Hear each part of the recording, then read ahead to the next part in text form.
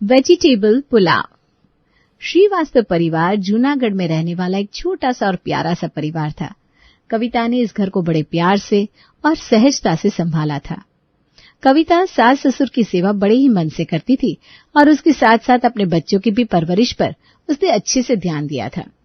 बस उनके घर में दिक्कत थी तो सिर्फ एक, और वो थी खाने को लेकर। चाहे वो फिर इस घर के बड़े हो या बूढ़े, सबकी अलग अलग डिमांड होती थी। मम्मी, आज मुझे कुछ भी खाने का मन नहीं है। अब क्या हुआ तुम्हें? अब कौन सी सब्जी नहीं खानी है तुम्हें नैना? आपने आज बैंगन की सब्जी बनाई है, मेरा मन नहीं है खाने का। अरे लेकिन तुम्हें तो बैंगन पसंद है ना, आज क्यों नहीं खाना? बस मेरा मन नहीं है। अरे ऐसे कैसे मन नहीं है? अच्छा चलो, क्या खाओगी बताओ, मैं वो बना देती हूँ।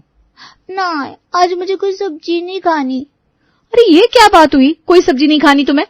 कभी कुछ सब्जी खाती हो कभी कुछ, कैसे पता चलेगा क्या खाना है तुम्हें? मम्मा, आज आप दही का रायता बना दो, हम उसके साथ ही चावल खा लेंगे।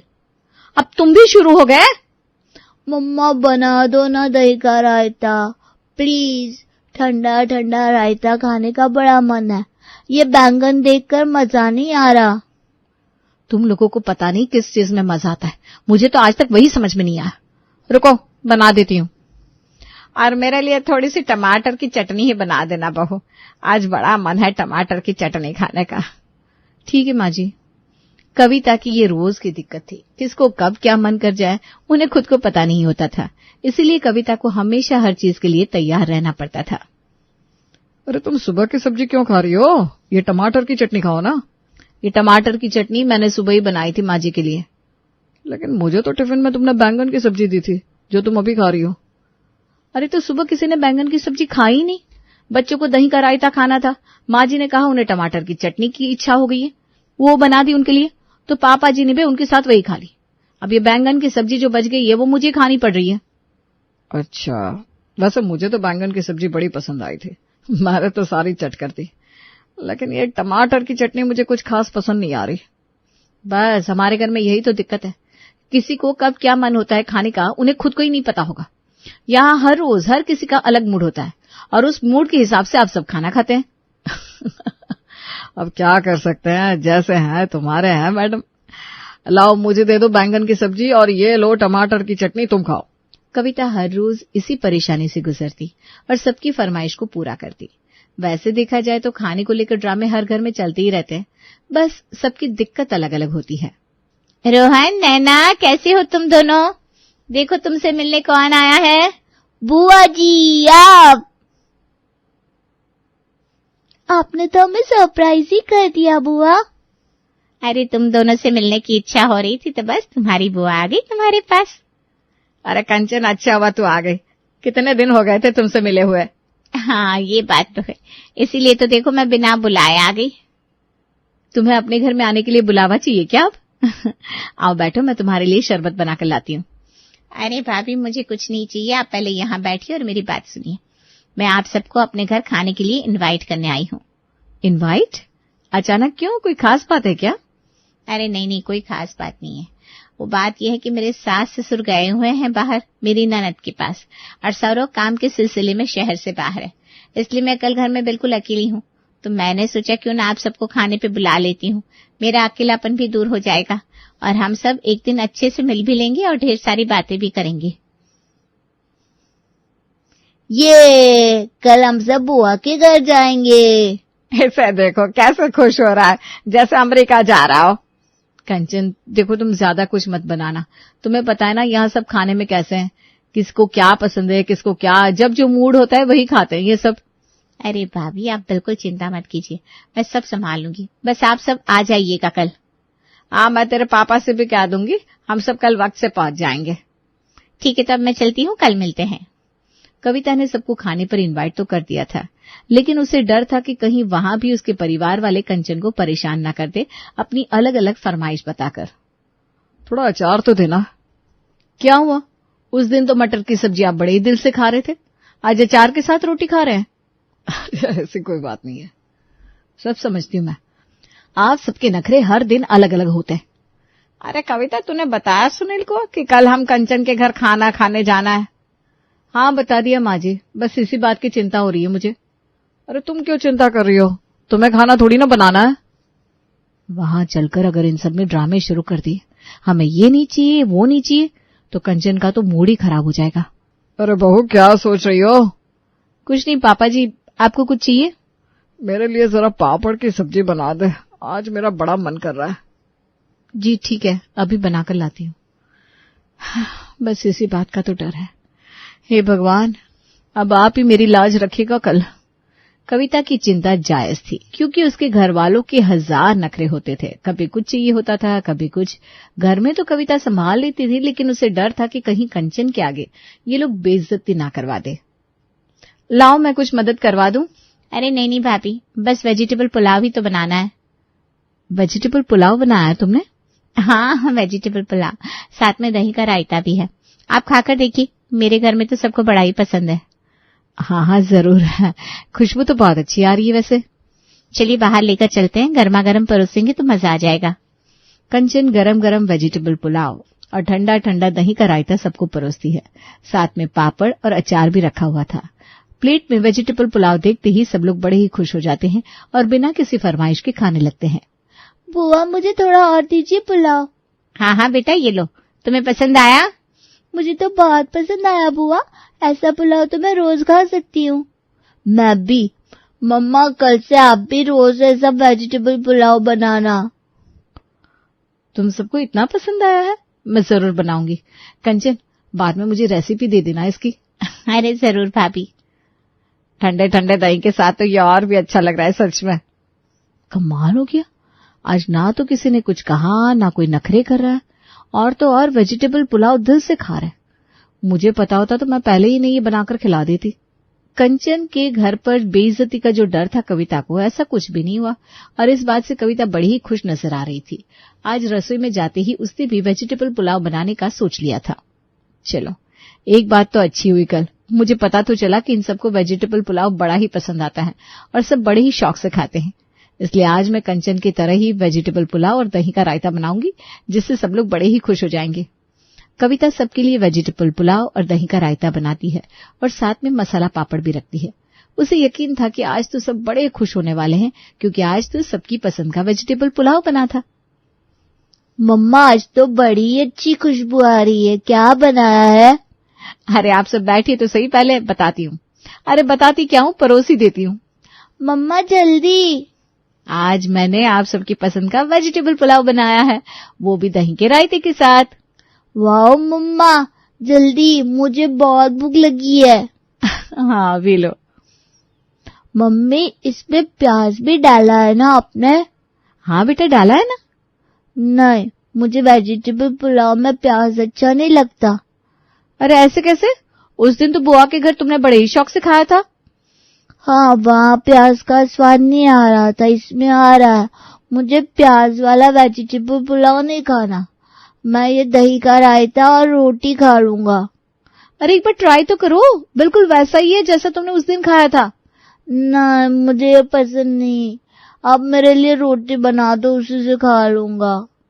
कविता ने सोचा था कि आज तो सब लोग वेजिटेबल पुलाव बड़े ही शौक से खाएंगे, लेकिन यहाँ भी उसका पचका हो गया। लेकिन उसने हार नहीं मानी। उसने कुछ दिनों बाद फिर से वेजिटेबल पुलाव बनाया और इस बार बिना प्याज वाला बनाया। लो, इस बार मैंने बिना प्याज का वेजिटेबल पुलाव बनाया है, अभी खाकर देखो कितना स्वादिष्ट लगता है। मम्मा आपने इसमें गाजर क्यों डाली है? अरे टमाटर नहीं थे ना आज घर में, तो इसमें गाजर डाली है। खाकर तो देखो, बहुत अच्छा बना है वेजिटेबल पुलाव। ना, मुझे गाजर नहीं खानी, आप मुझे मैगी बना कर दो। अरे तुम्हें तो उस दिन वेजिटेबल पुलाव बहुत पसंद आया था। हाँ, लेकिन मुझे गाजर वाला नहीं खाना, आप मुझे मैगी बना कर दे दो। कविता बहू, मुझे भी दही चावल ही दे दो तुम। क्यों पापा जी, बापू क्या हुआ? वो क्या ना, तुम्हें तो पता है मुझे गैस की दिक्कत है और इसमें गोभी डली हुई है, गोभी खाने से गैस बनेगी, इसलिए तुम मुझे दही चावल ही दे दो बस। लेकिन उस दिन तो आपने खाया था पुलाव, उस दिन तो गैस नहीं बनी थी ना आपको। हाँ, शायद कंचन के पास जो गोभी मिलती होगी वो ज्यादा अच्छी थी, लेकिन इस वाली गोभी से तो मैं नहीं खा पाऊंगा। मुझे दही चावल ही दे दो और उसमें हरी मिर्च का तड़का भी लगा देना। अच्छा ठीक है, अभी लाती हूँ। किसी को प्याज नहीं खाना था, किसी को गाजर, तो किसी को गोभी से गैस बन रही थी। कविता ने इस बार जो पुलाव बनाया उसमें उसने सिर्फ जीरा डाला, क्योंकि सब्जियों के नाम पर तो सबके अलग ही नखरे चल रहे थे। ये वेजिटेबल पुलाव कुछ सूखा सूखा नहीं लग रहा? हाँ, तो मैंने दही रखी तो हुई है पास में, उसके साथ खा लो। तुमने उस दिन कहा मुझे मटर अच्छे नहीं लगते, माँ जी को आलू से शुगर हो जाती है, रोहन को प्याज नहीं खाना, नैना को गाजर और पापा जी को गोभी नहीं खानी, इसीलिए आज मैंने जीरे वाला वेजिटेबल सिर्फ पुलाव बनाया है। हाँ अच्छा है ये भी, लेकिन तुम जो वो सफेद नरम नरम चावल बनाती हो ना, उसकी बात ही कुछ और है ना? क्या बोलते हो सब लोग आप? हाँ मम्मा, वो सफेद चावल एकदम खिले खिले, कोई मसाला नहीं, कोई जीरा नहीं, सिर्फ प्यारे प्यारे चावल। मुझे तो सच कर ही मुंह में पानी आ रहा है अभी से। मम्मी आप कल से वही बनाना। हाँ, सफेद चावल के साथ दही तो बहुत अच्छी लगती है। मुझे तो सफेद चावल के साथ टमाटर की चटनी भी बड़ी अच्छी लगती है। वेजिटेबल पुलाव से जीरे के पुलाव तक आने के बाद भी कविता के परिवार को चैन कहाँ था। उन्होंने जीरे के पुलाव को सफेद चावल में बदल दिया। अब कविता ने सफेद चावल ही बना दिए थे, क्योंकि उसे पता था कि ये लोग सुधरने वाले नहीं है। आज कुछ चटपटा खाने का मन कर रहा है, बड़े दिनों से कुछ बाहर का नहीं मंगवाया। हाँ पापा, आपने तो मेरे मुंह की बात छीन ली। मैं आपसे यही कहने वाला था, आज कुछ बाहर का खाते हैं। हाँ पापा, आज संडे भी है और सब लोग घर पे भी है, तो आज कुछ बाहर से ही ऑर्डर करते हैं। पापा माँ, आप दोनों क्या कहते हैं? हाँ, हमारा मुंह भी कुछ दिनों से कुछ चटपटा मांग रहा था। आज तुम मंगवा रहे हो तो हम भी खा लेंगे, क्यों साधना? हाँ, इसी बहाने कविता को भी थोड़ा आराम मिल जाएगा। हाँ ठीक है, आप लोगों को जैसा ठीक लगे। चलो फिर सबकी यही इच्छा है तो आज बाहर से कुछ ऑर्डर कर देते हैं। बर्गर मंगवा देते हैं। नहीं, माँ जी और पापा जी को ब्रेड हजम नहीं होता, कुछ और मंगवाओ। एक काम करते हैं, आलू के पराठे और वेजिटेबल पुलाव ऑर्डर करते हैं। बहुत वक्त हो गया है, खाया नहीं है। हाँ पापा, मजा आएगा। लेकिन बेस्ट आइडिया है पापा, चलो ऑर्डर करते हैं। साथ में रायता भी ऑर्डर कर देना बेटा, हमारे लिए वेजिटेबल पुलाव के साथ अच्छा लगेगा। ठीक है, करने दो ऑर्डर। मैं भी देखती हूँ कैसे खाते हैं वेजिटेबल पुलाव वेजिटेबल के साथ। वेजिटेबल पुलाव में घर में इतने नखरे करने के बाद कविता को पता था कि ऑर्डर करने के बाद भी ये लोग वेजिटेबल पुलाव को हाथ भी नहीं लगाएंगे। लाओ, मैं खोलकर प्लेट्स में लेकर आती हूँ सब कुछ। अरे जल्दी से ले आओ, बहुत भूख लगी है। कविता रसोई में जाती है और प्लेट्स में डालकर लेकर आती है। अब रोहन कहेगा इसमें प्याज है, सुनील कहेंगे मटर है, नैना गाजर नहीं खाती, पापा जी गोभी से दूर भागते हैं। लगता है सारा वेजिटेबल पुलाव मुझे ही खाना पड़ेगा। अरे कविता, हो गया? अरे हाँ हो गया, ये लीजिए प्लेट्स। कविता जैसे ही सबको प्लेट्स देती है वैसे ही सब लोग आलू के पराठे और वेजिटेबल पुलाव पर टूट पड़ते हैं। कविता इन सबको देखकर हैरानी में पड़ जाती है। रोहन, तुम्हें अच्छा लग रहा है पुलाव?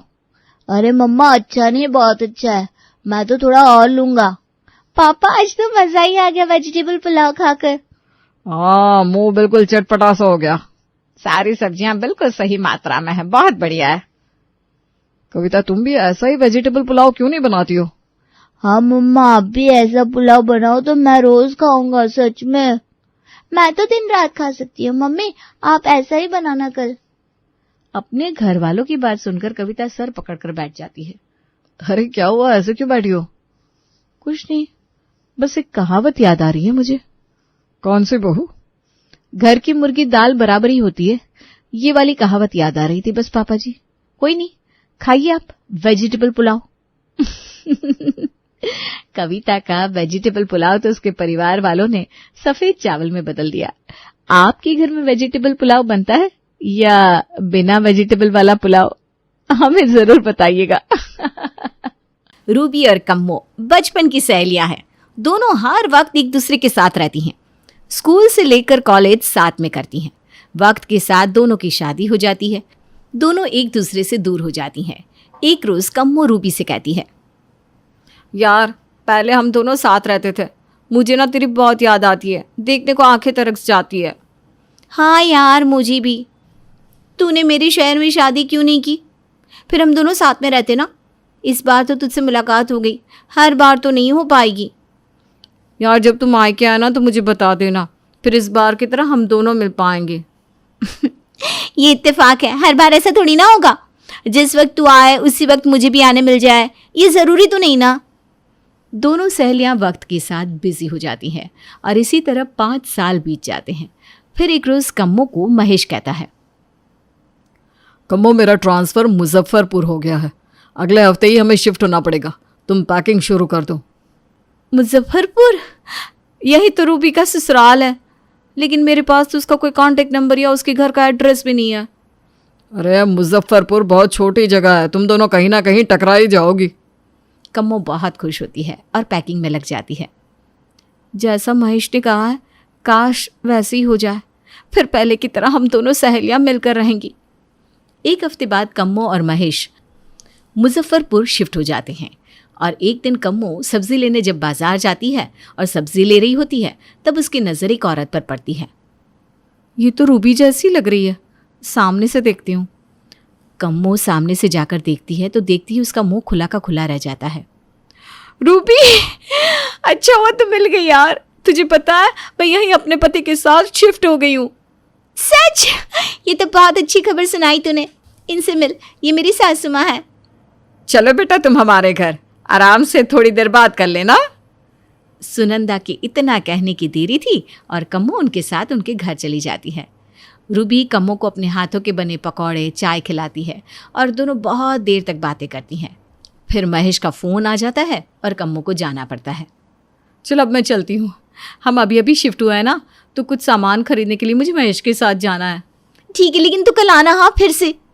अब कम्मो हर रोज़ महेश को ऑफिस भेजकर रूबी के यहाँ चली जाती है और जिस तरह दूध में मक्खी चिपक जाती है, उसी तरह रूबी से चिपक जाती है। एक रोज़ सुनंदा रूबी से कहती है, बहू एक काम कर, आज गोभी की सब्जी बना ले, सूरज को भी बहुत पसंद है। रूबी कुछ कहती उससे पहले ही कम्मो कहती है, अरे कल ही तो तूने गोभी की सब्जी बनाई थी, रोज रोज एक ही सब्जी बनाकर क्या करेगी, कुछ और बना ले। अरे लेकिन सूरज को गोभी बहुत पसंद है, उसका बस चले तो वो तीनों टाइम गोभी ही खा ले। एक दिन कुछ और खा लेंगे तो क्या होगा? रूबी तो बोल देना कम्मो ने कहा था, फिर जीजू कुछ नहीं कहेंगे। सुनंदा को बहुत गुस्सा आता है, लेकिन वो कुछ नहीं कह पाती। रूबी दोपहर का खाना बना लेती है और सबको खिला देती है। कम्मो भी सबके साथ खाना खाती है। शाम को रूबी कहती है, यार बहुत दिन हो गए, पानी पूरी खाने को बहुत जी कर रहा है, चलना हम लोग चलते हैं। चल चल। रूबी और कम्मो बाजार जाती है और खा पीती है, लेकिन मजाल है कि कम्मो 1 रुपए का भी खर्च करते। हर जगह रूबी ही पैसे देती और कम्मो तो बस खाती रहती। यार मैं ना अपना पर्स लाना ही भूल गई। कोई बात नहीं, ये कौन सी बड़ी बात है, मैं दे रही हूँ ना, तो चिल कर। कम्मो मुस्कुराती हुई मन ही मन कहती है, वाह कम्मो, एक्टिंग तो तू जबरदस्त करती है। कम्मो खा पीकर अपने घर चली जाती है और फिर अगले दिन कम्मो सुबह रूबी के घर आ जाती है। यही नाश्ता करती है। नैना रूबी से कहती है, भाभी मैं बाजार जा रही हूँ, आपको कुछ चाहिए तो कह दीजिए, मैं ले आऊंगी। तभी बीच में कम्मो कहती है, मुझे ना एक पर्स चाहिए था और बेलन, लेकर आना। हाँ ठीक है? जी ठीक है। कम्मो नैना से पर्स और बेलन मंगवा लेती है, लेकिन उसे 1 रुपया तक नहीं देती और शर्म से नैना भी नहीं मांग पाती। कम्मो रूबी के घर के हर छोटे बड़े मैटर में बोलने लगती है। एक रोज सुनंदा और नैना घूमने के लिए जाने लगते हैं। बस दोनों ट्रेन के लिए निकलने ही वाली होती है कि कम्मो कहती है, अरे आज क्यों जा रहे हैं आप लोग? अगले हफ्ते जाइएगा, आज ट्रेन में बहुत भीड़ होगी। अरे चलना अंदर चलते हैं। नहीं नहीं भाभी, हमारा जाना जरूरी है। अरे यार छोड़ो ना, हम लोग पार्टी करेंगे यहीं। तुम तो यंग हो, कहाँ अभी से तीरथ में जाने की जिद कर रही हो। कम्मो दोनों के बैग उठाकर अंदर रख देती है। सुनंदा का पारा बढ़ जाता है। रात को जब कम्मो अपने घर चली जाती है, तब सुनंदा अपनी बहू से कहती है, बहू दोस्ती अपनी जगह होती है, हद होती है सब चीज़ की। कम्मो इस घर की सदस्य नहीं है, लेकिन वो इस घर की हर छोटी बड़ी बातों में टांग अड़ाती है। उसका हर चीज़ में बोलना ज़रूरी रहता है। ऐसा नहीं है मम्मी जी, वो ना इस घर को अपना समझती है। भाभी अपना समझने का मतलब ये तो नहीं ना कि हर बात में बोले। मुझसे सामान मंगवा लिया और पैसे देने का नाम तक नहीं ले रही, हद है। उन्हें शर्म भी नहीं आती, जब देखो आ जाती है। ये सब सुनकर रूबी को बहुत खराब लगता है और वो नैना को पैसे दे देती है। नैना ये तुम्हारे पैसे, अब ऐसा नहीं होगा। कम्मो के बारे में ये सब सुनकर रूबी बर्दाश्त नहीं कर पाती और वो सोचती है, कल मैं कम्मो को सारी बातें बता दूंगी। अगले दिन रूबी कम्मो को सारी बातें बता देती है। कोई बात नहीं यार, क्या फ़र्क पड़ता है, तेरी सास भी मेरी सास की तरह ही है। मुझे इन सब से कोई फ़र्क नहीं पड़ता, हमारी दोस्ती पर इससे कोई असर नहीं पड़ेगा, मैं तो फिर भी तेरे घर आऊँगी। रूबी कम्मो के गले लगती है और सोचती है, कम्मो के लिए मेरी दोस्ती कितनी कीमती है। दूसरी ओर कम्मो सोचती है, मुफ्त में मुझे सब मिलेगा तो मैं भला क्यों ही जाऊँ, मैं तो आऊँगी ही, बैठे बिठाए खाने को मिल जाता है। इतने में ही सूरज रूबी से कहता है, रूबी आज मैं घर पर 4 बजे ही आ जाऊंगा, तुम तैयार रहना, मेरे बेस्ट फ्रेंड के भाई की शादी है, हमारा जाना ज़रूरी है।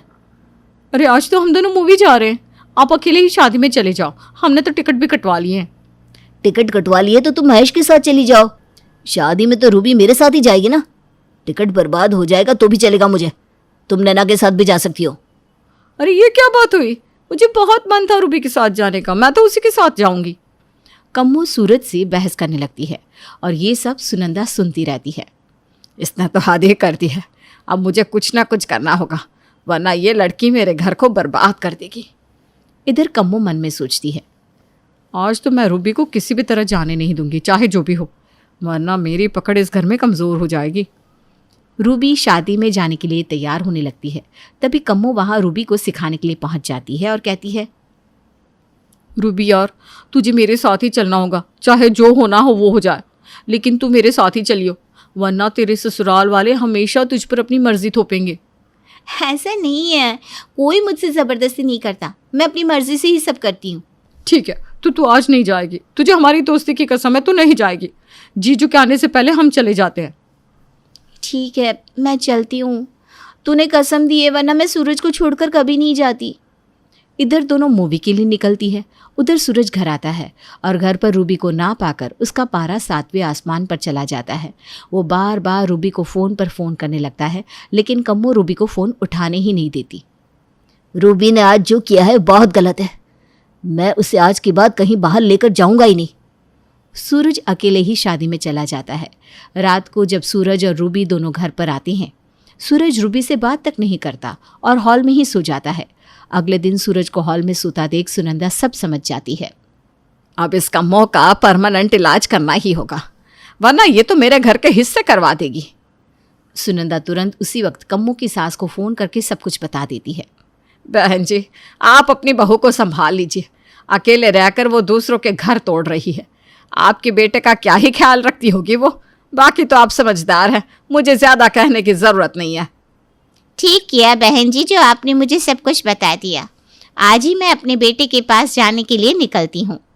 कम्मो की सास उसी वक्त अपने घर से निकल जाती है और अगले दिन कम्मो के घर पर धमक जाती है। अपनी सास को घर पर देखकर कम्मो की आंखें खुली की खुली रह जाती है। मम्मी जी, आप यहाँ अचानक? हाँ, और अब मैं हमेशा यहीं रहूंगी। अरे तू बहुत इधर उधर घूम ली, अब घर पर भी रहकर मेरी और महेश की सेवा कर, हैं?